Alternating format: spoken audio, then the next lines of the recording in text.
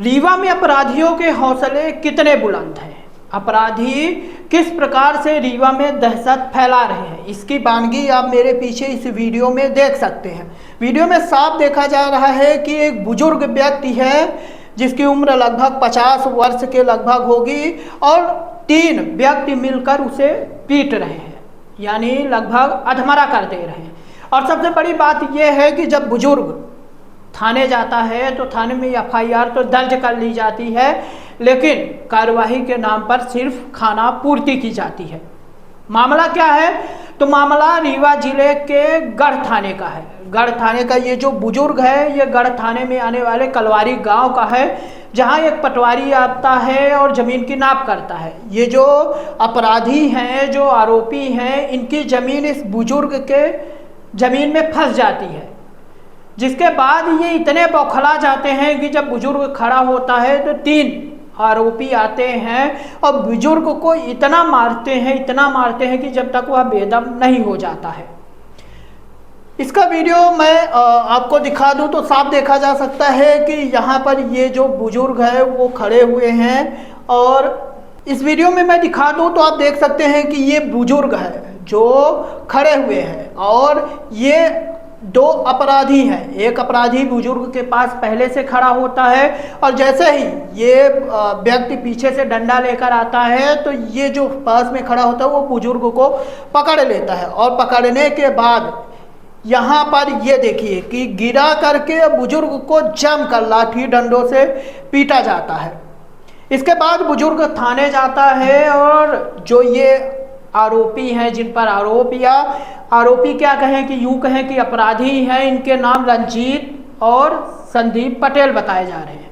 जो बुजुर्ग है वो प्रहलाद पटेल है, गांव के ही हैं, और इन पर जब थाने जाता है और उन पर एफआईआर दर्ज करवाता है और खाना पूर्ति बस होती है, उसके बाद ये अधीक्षक कार्यालय आते हैं और एसपी विवेक सिंह से अपनी गुहार लगाते हैं।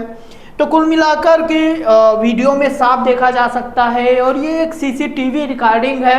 यदि सीसीटीवी नहीं होता तो मुझे नहीं लगता कि ये कभी इनका जो वीडियो है वो पता चल पाता, या बुजुर्ग के साथ जो मारपीट हुई है उसके बारे में जानकारी हो पाती।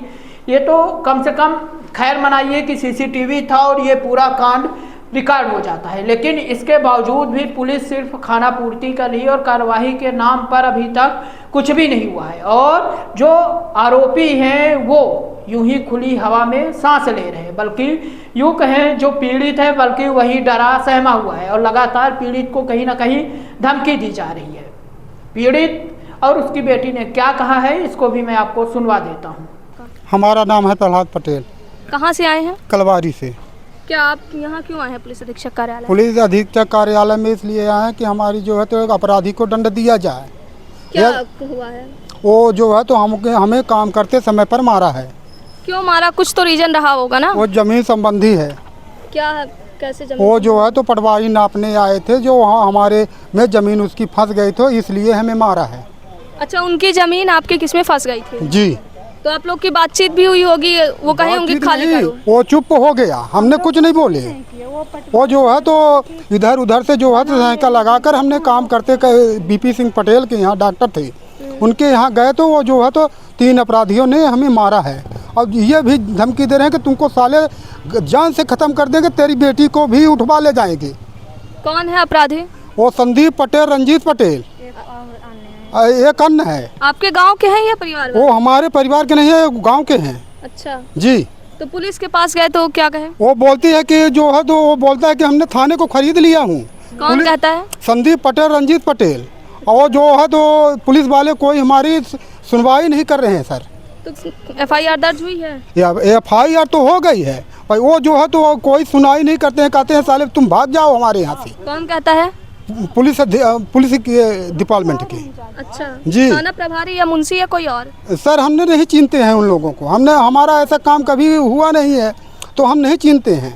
अच्छा, तो मारपीट क्या आपके साथ भी हुई है या आपकी पुत्री के साथ? पहले हमारे साथ हुआ, फिर हमारी बेटी को जाकर घर में जाकर पटका है साहब। कौन पटका है? संदीप पटेल, रंजीत पटेल।